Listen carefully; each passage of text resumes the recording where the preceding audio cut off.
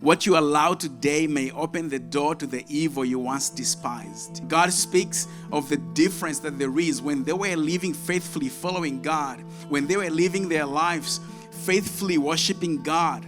This scripture says they were thriving.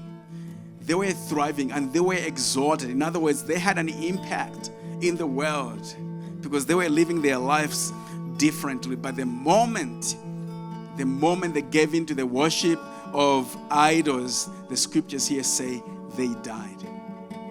They died. And how do you move from being faithful to God and to sin more and more? How do you move from being faithful to God and then to come to a place of offering human sacrifice?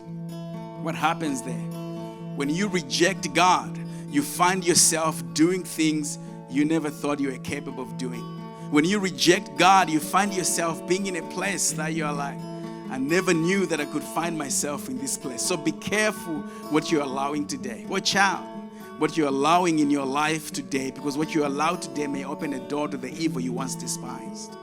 But when you're living outside God's intention, you're going to find yourself opening up to the door that you once despised. Just imagine sacrificing another human being. How do you get there?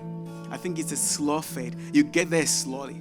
You don't just start sacrificing people from day one. So be careful what you're allowing today, because you're going to find yourself allowing things that you're despising right now. Today is just a little text. But then the next day, the next time, your family is falling apart because of your unfaithfulness. Today is just a little joke at the expense of your friend, and tomorrow you're alone and nobody wants to be around you. Today is just a harmless glance, but tomorrow it's an addiction you cannot break free from. Today is just a small compromise at work, but tomorrow your reputation is in ruins. It all starts slowly. Today is just one missed family dinner, and tomorrow your children cannot even recognize your voice.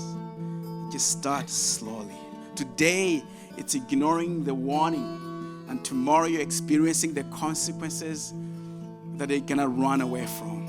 Today is just a little lie, but tomorrow nobody believes whatever you're saying, because people can see you have turned into a liar. When you allow some things in your life, you may be opening a door to the things you once despised. So do not live outside God's intention.